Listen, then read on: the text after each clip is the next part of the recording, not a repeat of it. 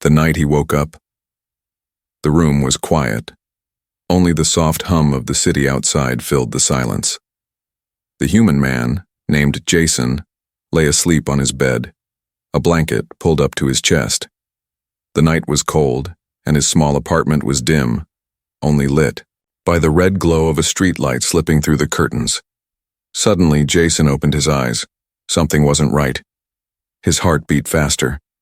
He couldn't move at first, his brain was still waking up. Then he felt it. Weight. Soft, but real. Something was on top of him. His eyes shot wide open. Above him, in the darkness, was a figure. Not just any figure. It was her, his alien roommate. Her name was Liari. She was from a peaceful star system, at least that's what she told him. She had pale, glowing skin that shimmered like moonlight. Her hair flowed like silver, and her large, bright purple eyes looked down at him, filled with fear. Jason tried to speak, but she quickly placed a finger on his lips. "Please, don't scream," she whispered. Her voice was shaky. She was trembling.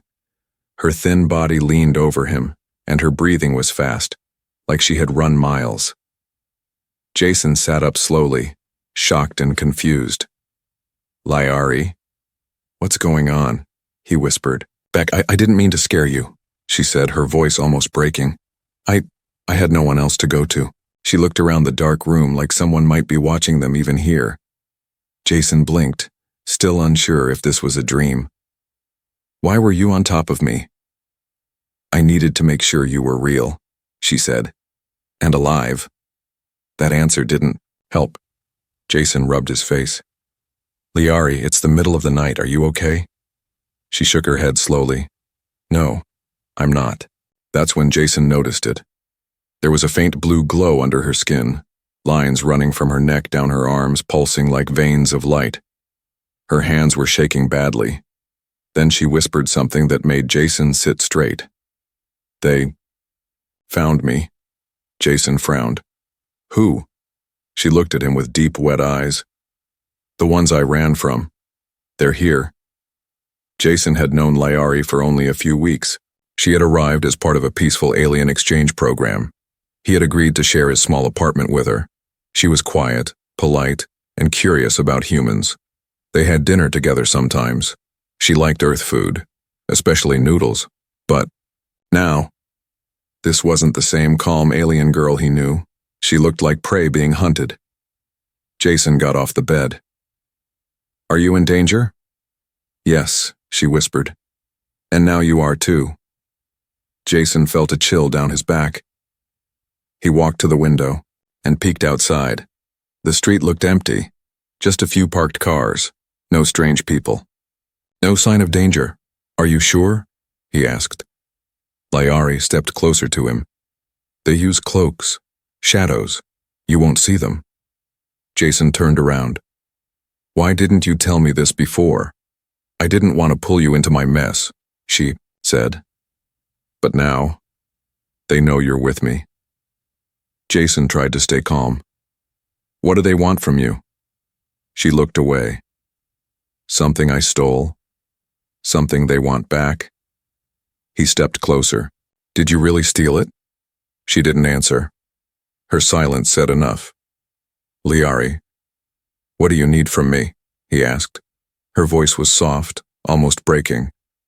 "I need to leave. Tonight. And I need someone to help me. Someone who can be trusted." Jason's mind raced. He was just a normal guy, a factory worker, not a hero, not a fighter, but something in her eyes. Something made him feel like he couldn't say no. She had trusted him. She came to him. She had no one else. Jason sighed. "All right, I'll help you." Liari let out a breath like she had been holding it for hours. Her shoulders dropped, and for a moment she looked like she might cry. Then, suddenly, there was a sound. A soft metallic click outside the door. Jason and Liari froze. Someone, or something, was at the door. Jason held his breath. Liari's hand reached for his. Her fingers were cold. She whispered, "It's them." Jason moved slowly toward his closet, pulling out a metal pipe he kept for safety. It wasn't much, but it was better than nothing. Then he turned to Layari. "Window or door?" "Window," she said quickly. They ran to the window, pushed it open. Cold air rushed in. Jason looked back at the door. Another soft sound, like claws on metal. Without another word, he climbed out the window. Layari followed, and just like that, their lives would never be the same. A strange request. Jason and Layari ran down the fire escape, their breaths turning white in the cold night air. The metal steps creaked under their feet, but they didn't stop, not even when a low hum echoed from behind them. Something unseen was moving through the building, searching, hunting. They reached the alley. Jason helped Layari down. Her legs were shaking. She wasn't used to running like this. Her kind moved with grace, not fear. "Where are we going?" Jason whispered. "Somewhere safe," she replied. "But first, I need something." Jason stopped. "What do you mean? What could you possibly need right now?" Layari looked at him with glowing, desperate eyes. "Your blood." Jason froze. "My what?" She took a deep breath. "Just a drop. It will hide me from them. At least for a little while." Jason looked at her, confused and a little afraid. "Hide you how?" She touched the glowing mark. On her neck. It pulsed again. "This mark? It's a tracker. My people used it to keep royal females safe. But now it's been twisted. They use it to find me." Jason stared at the glowing line.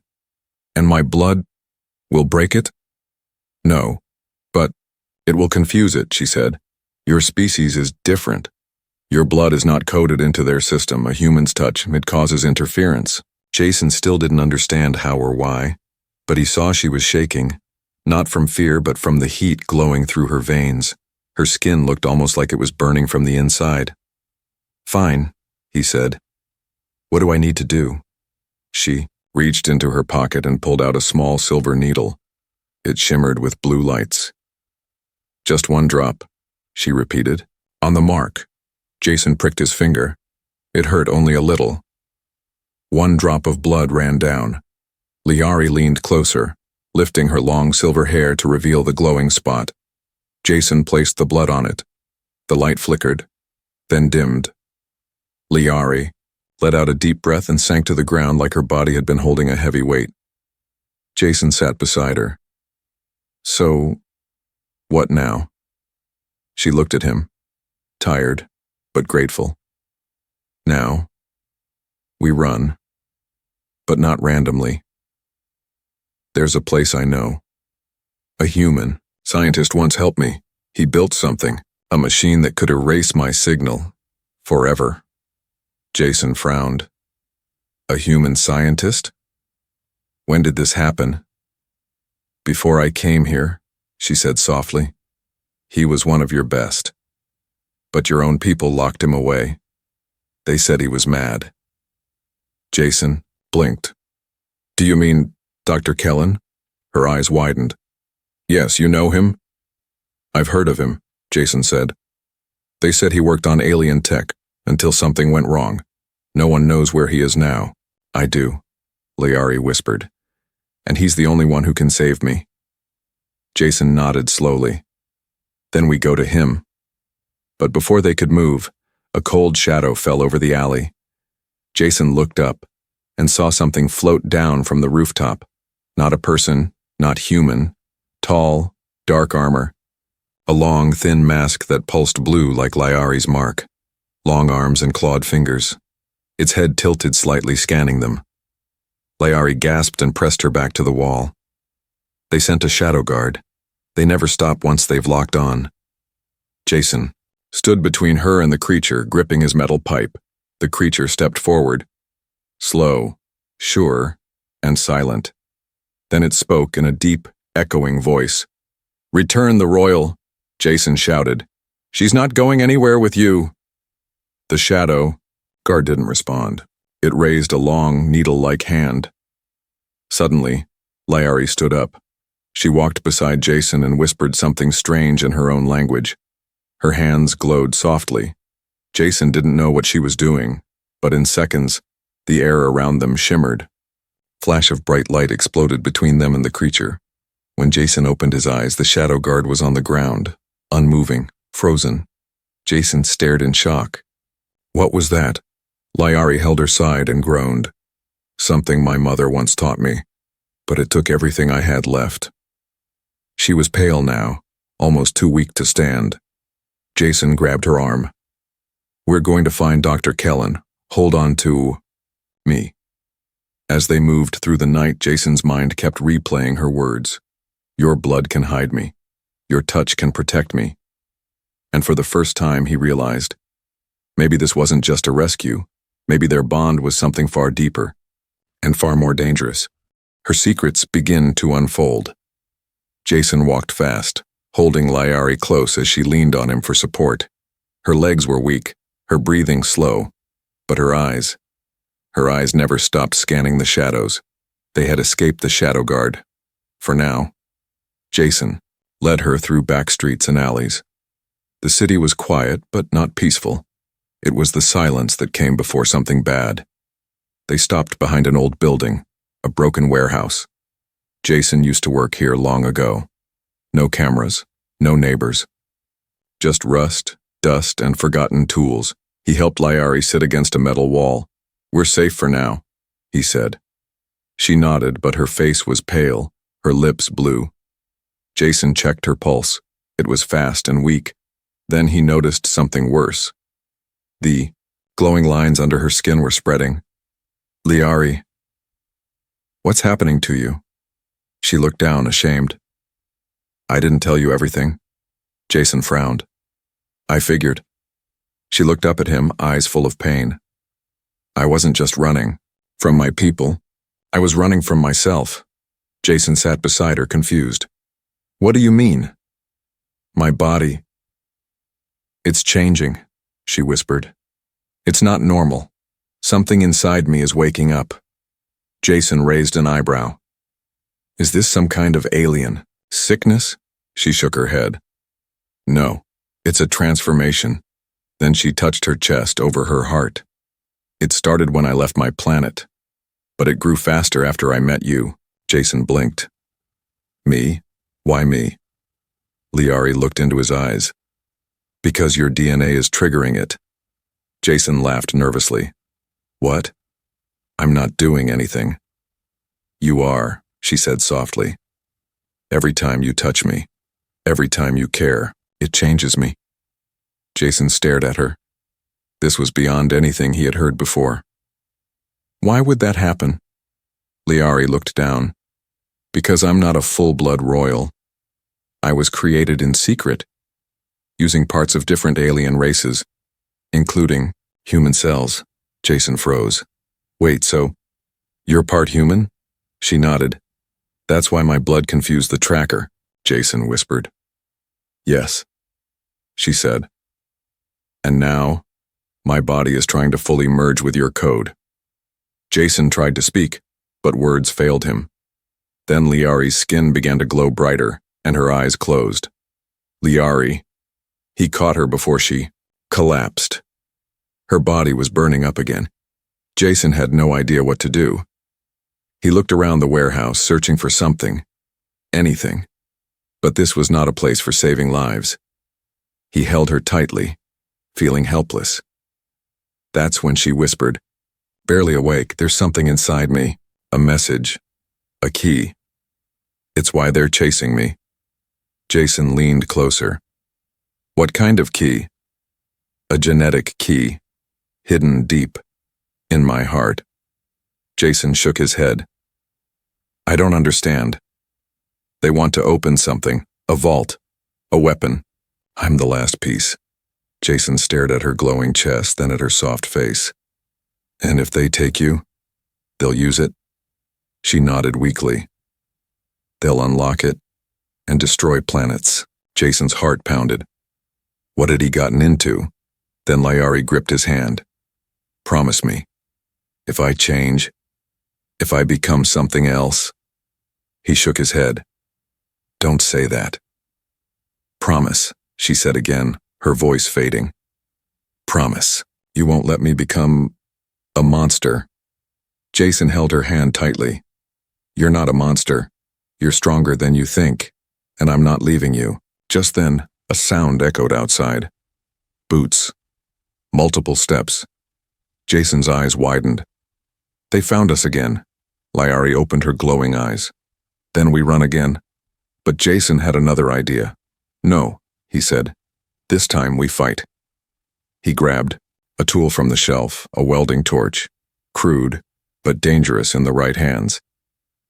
As the steps grew louder, Jason stood in front of Liari, torch lit, heart ready.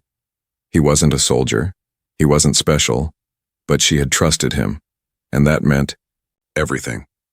Escape into the dark, the door to the warehouse creaked. Jason stood ready, holding the lit welding torch. Flames danced in his hands. Beside him, Liari was weak but alert, her glowing skin dimming slightly as she tried to breathe normally. Outside, Boots stepped closer, not just one pair, 4, maybe 5. Jason whispered, "We need another way out." Liari pointed to a broken vent above the shelves. "There, it leads to the back alley." Jason nodded and helped her up. She was light, too light. Her strength was fading. He pushed a crate under the vent and helped her climb. As she crawled inside, Jason heard the sound he feared. The warehouse door burst open. Shadow guards entered, tall, silent, cold as death. Jason raised the torch.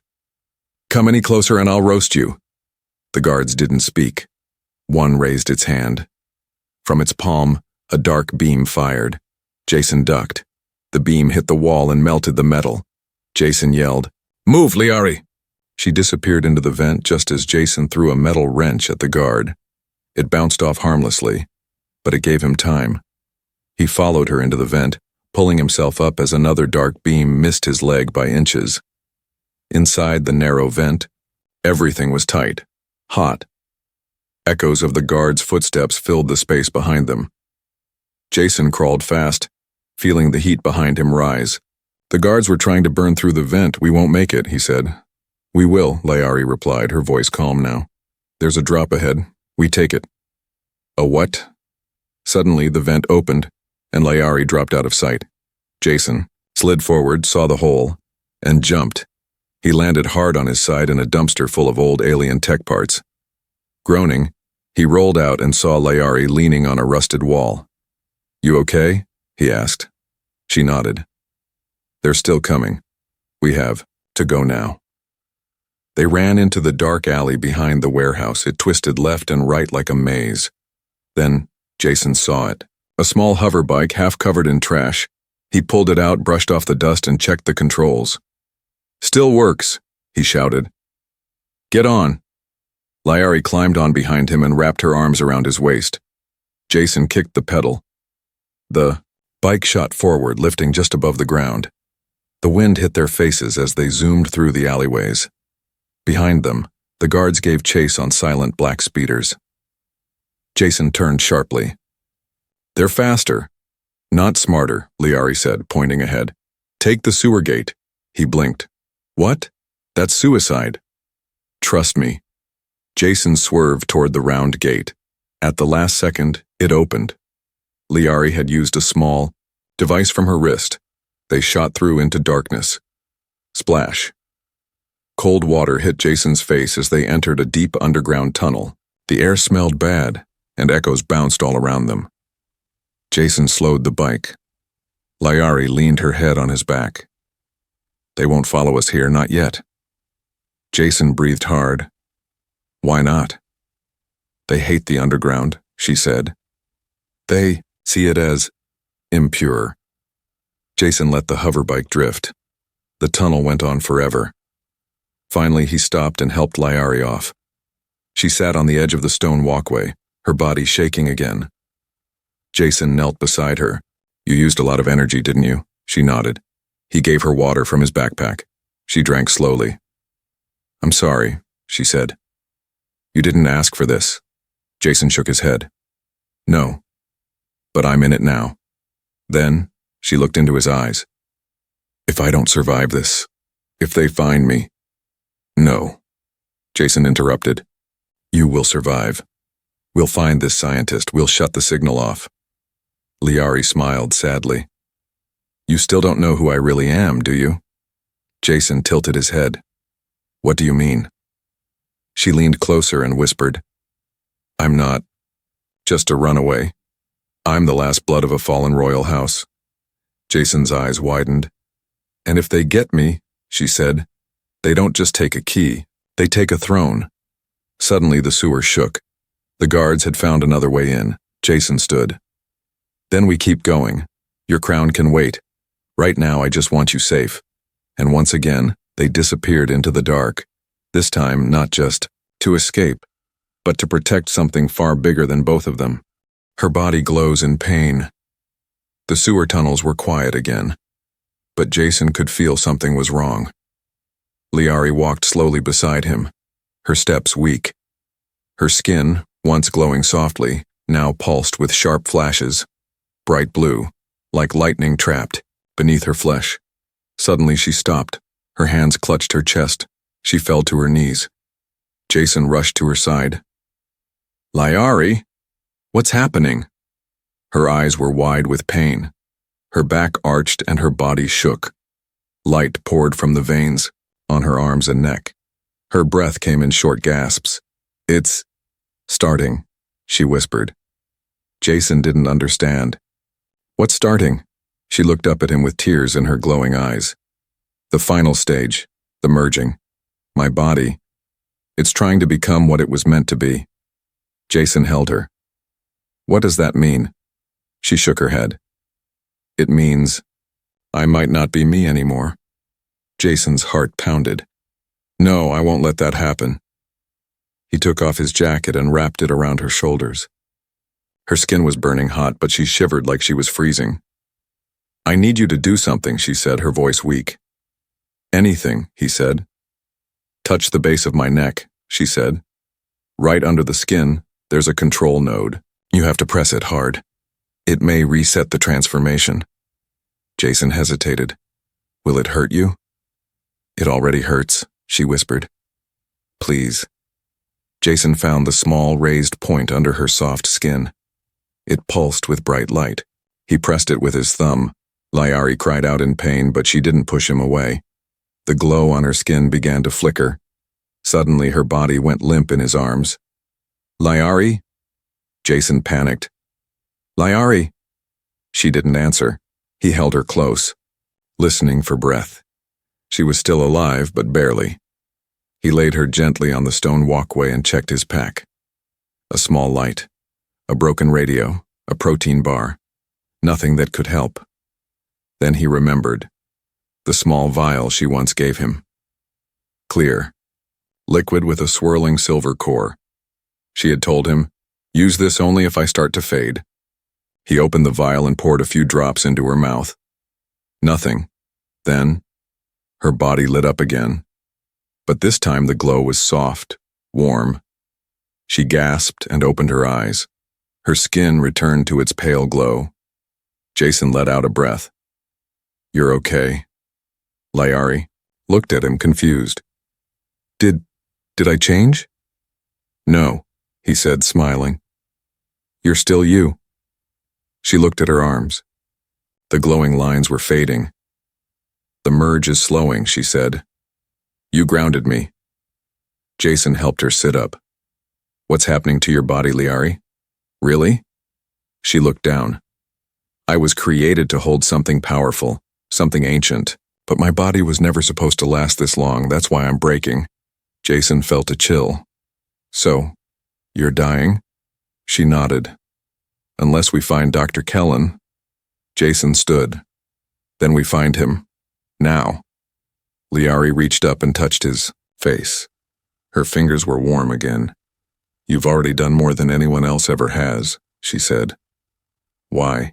He looked at her, tired, glowing, half human, half alien, and said quietly, because when I look at you, I don't see an alien. I see someone I care about. She looked away, blinking fast. I never knew humans could be so kind. Just then, a quiet beep came from Jason's pack. The radio. Static. Then a voice. Kellen. Still alive. Follow the stars. 3 beacons. Jason grabbed the radio. Dr. Kellen? No answer, but a new light appeared on Layari's wristband. 3 small blinking dots, she smiled. He sent a signal. He wants us to find him. Jason looked at the dark tunnel ahead. One hope, one chance. He helped her stand. Her body still shook, but now her eyes burned with something new. Willpower. Together they walked deeper into the shadows, chasing a faint signal, and maybe a future that neither of them thought was possible. The bonding ceremony. The tunnels ended at a hidden steel hatch. Layari touched her wristband to the door. It beeped, then slid open. Inside was a cold metal room, round and glowing with quiet lights. Dust covered everything, but one thing stood. Out in the center, a strange machine shaped like a chair surrounded by curved silver arms. Jason helped Layari inside. Her steps were slow. She looked at the machine with sad eyes. "This is it," she said softly. "The bonding chamber." Jason looked at the strange device. "I thought this was to remove the signal." "It is," Layari said. "But there's a price." Jason's heart sank. "What kind of price?" Layari turned to him. Her silver hair shimmered in the low light. Her voice was calm, but her hands trembled. "Only one being can activate the chamber from the inside. The system needs a life to connect with, to overwrite the core memory." He shook his head. "Wait, are you saying it takes a soul?" She nodded. "But not to die, to share." Jason blinked. "Share?" She stepped closer. "A bond, a real one, deep and permanent. Not just blood, not just skin, soul to soul. If we bond, your human energy will become part of mine, my alien blood and part of yours." Jason backed away a step. "That sounds permanent." "It is," she said. "We would be bound. For life. No matter where we go, we would feel each other, hear each other, in pain, in joy, always." Jason stared at her. "You didn't tell me this before." "I didn't think you would stay," she said. "No one ever has." Jason looked at the machine, then back at her. "What happens if we don't bond?" "My body will keep breaking," she said. "And the signal will stay. They'll find me again, and maybe, this time they'll take me." Jason sat on the edge of the machine. His thoughts were racing. "You'll feel everything I feel?" he asked. "Yes." "And I'll feel what you feel?" "Yes." Jason smiled a little. "That's a dangerous offer. I cry at sad movies." Layari laughed, a small, soft sound, the first real laugh he had heard from her since they met. Then her eyes grew serious. "Jason, don't do this for pity. Only do it if your heart says yes." He stood up, walked over to her, looked into her glowing purple eyes and said, "Then listen to my heart." He pressed her hand to his chest. She gasped. "It's fast. Because you scare me, but also because I want to protect you," he said. Layari stepped closer. "Are you sure?" Jason nodded. "I want to feel you. Forever." She placed her forehead against his. Then the machine lit up. A circle of symbols glowed around their feet. The chamber's arms moved, wrapping around them gently, their hands locked together. Light, blue and gold, rose from the floor, wrapping around their bodies. Jason's skin tingled. He felt her sadness, her fear, her warmth, her strength. She felt him, his memories, his pain, his kindness, his hope. Their hearts beat together. Then, silence. The lights faded. Jason opened his eyes. Layari stood before him, glowing with a calm light. Her skin no longer flickered.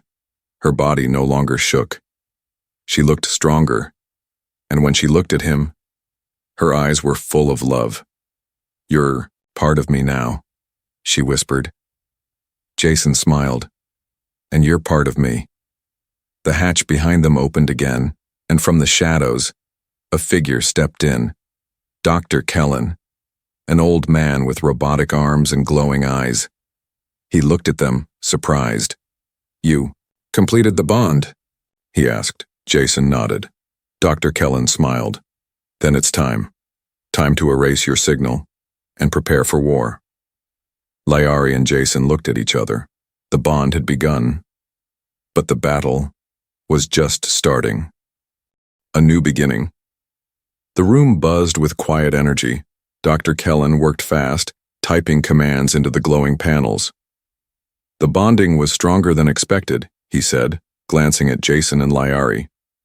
"Your connection, it wasn't just successful, it was perfect." Layari stood beside Jason, taller now, steadier. The light in her skin glowed softly, no longer painful but alive. Jason felt it too. Her heartbeat, her thoughts, her presence, it was inside him now. Not heavy, not strange, just warm. She turned to him. "Can you still feel me?" He nodded. "Like a whisper in my chest," she smiled. "That's the bond. It means we can never truly be apart." Dr. Kellen cleared his throat. "I've done it. The signal is gone. They can't track her anymore." Jason breathed out in relief. "It's over?"